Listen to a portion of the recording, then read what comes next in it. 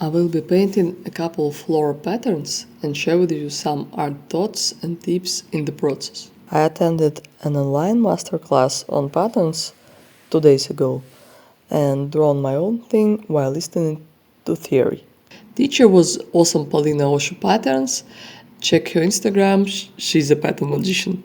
Also, there is a link to her channel in the description. I won't disclose any of her secrets, will just share my experience that I already had with patterns. I usually make the patterns by drawing the elements and scanning them and then compiling them digitally. But here we are making everything traditionally. I'm using my handmade sketchbook. It contains glossy paper. You can see that watercolor behaves unusually on it. I like the unusual effects it has with watercolor, inks and markers, but the quality leaves much to be desired because it's not made for art paper. I think it could be a photo paper for printers or something else strange because I don't know where it came from. I just found it at home a long time ago and liked it. Glossy paper doesn't soak up the water and watercolor kind of rounds up on itself on it. I like this kind of texture sometimes and thought it would be fitting here. As for paints, this is the watercolor set I use when at home, 36 colors, White Nights. The brush is water brush by Pen, if I'm not mistaken. The first couple of minutes video is in real time and then it's sped up by 3 times. To warm up, I decided to do a simple monogram pattern consistent of one element, in this case blue flower. Dealing with one color and one element frees you up of most of the decision making. You just need to keep a couple of things in mind, just a couple. One would be to disperse the elements evenly on the page, meaning empty spaces between them should be roughly the same size. That way the pattern would feel harmonious. Try to plan a few steps ahead so you are not suddenly left with too big of an empty space that feels awkward, that draws attention to it, and you want to fill it with something, but it's not big enough to fill with another element, with another flower. Now looking at this, it looks a bit like a gel design, and it feels a bit like this too. I think my paint on this glossy paper behaves similar to the paint of gel designers on their glazed ceramics. Anyway, going back to our talk about planning ahead. Like here, me putting the flower on the left, big flower on the left, they're too far from other flowers, was a really bold move, because it could be hard to plan out the pattern between the group on the left and the flower on the right. Better do it from one side to another, I think, if you having trouble fitting the elements so that the empty spaces between them are even. Even spaces between the objects make the composition balance. And speaking of balance, the other thing we are keeping in mind is spreading the weight evenly.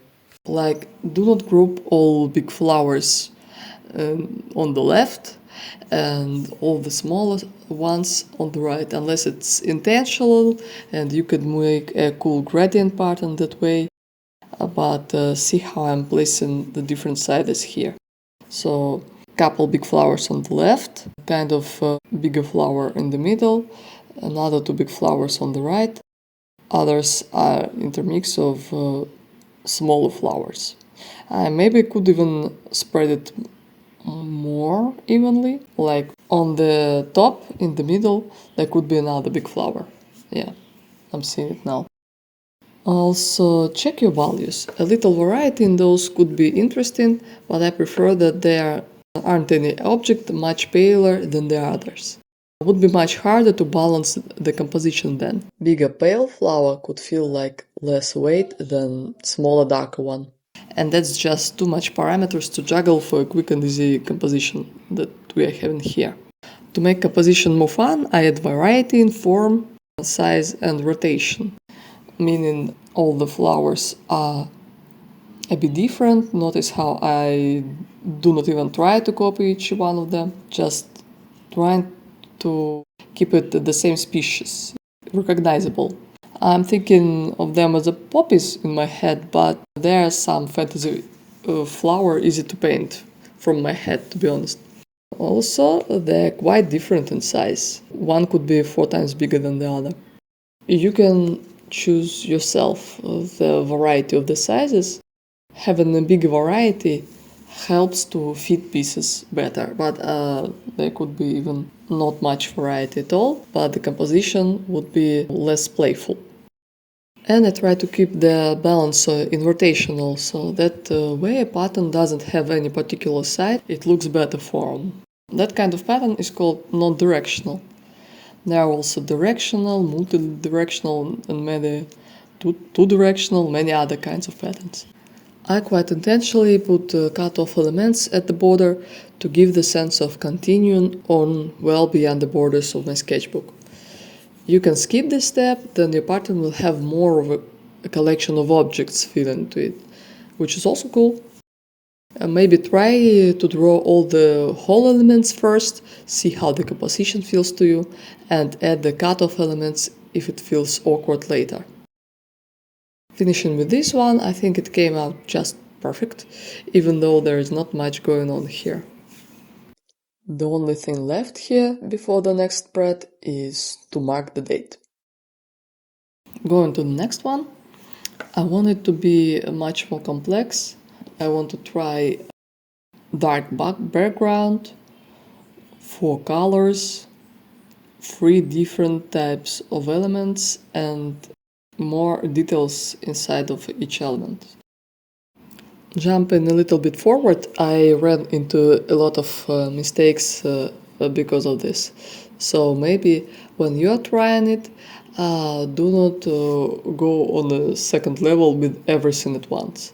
So maybe first you add background, maybe on your other pattern you add more colors, and so on. So here I'm laying first layer for the flowers. They do not look that great, but I am hoping they would look really pretty when I make an outline with another color. You can see a big variety in sizes here again. While I'm doing this, I can tell you about what you can do with the patterns and why are the patterns interesting to us all. I think attention to visual patterns is wired into our ancient brains. I think it's a cool shortcut to tap into that connection of what we find eye-catching now and what our ancestors found life important for them then. Like recognizing leopard spots from the leaves or seeing water far away. We're using this feeling inside us to guide us to better composition and patterns. Here I've evenly spread my main element, the flower, and go on painting a smaller element, a kind of a seed. This element should also be spread pretty evenly, and its pattern should work even if we delete the yellow flowers. Meaning we shouldn't see these purple seeds bunched up in one place and be missing in another. I really like patterns and keep a huge library of the ones I saw and photoed on different surfaces. Like wallpaper, clothes, stationery, cups, etc. And then less obvious ones like a stone wall, a sewer hatch, a view from a plane, fruit piled up in the market, aquarium fishes. These are all patterns of some kind to be inspired by. You see, I also added circles, maybe it's some kind of a pollen, and I'm adding outline to my flowers. They become prettier, I think, I hope. Moving on to our pattern talk. So I use the gathered library of patterns to inspire my own ideas. It could be abstract watercolor shapes or a set of dog poses, for example. Later I take any of these and combine them in repeating compositions on my computer. After that, your pattern becomes infinite and you can use it in interesting ways, in many kinds of interesting ways. Like if we're staying digital, it could be a screen wallpaper, banner for a social net like for Facebook or YouTube. Any backgrounds. You can make an animation loop where your pattern moves from one side to another and loops naturally, and many others. Also, you can print it on anything. I used print on demand sites for mine, but your local printer could have some cool options and maybe cheaper. It could be a sketchbook with your cover, a t-shirt, scarf, paper for collage. Check it out. Adding details to my flowers, and yeah, they definitely look better now. Maybe I could pick some other type of flower, but this will do. Adding final purple and orange details to the flowers. And preparing to do the background. It's pretty hard to avoid all the elements I already painted with the background paint, but I wanted to try it that way. And anyways, it is hard to do it otherwise in these materials. Because if I painted the dark background first, I couldn't use watercolor, it wouldn't be visible.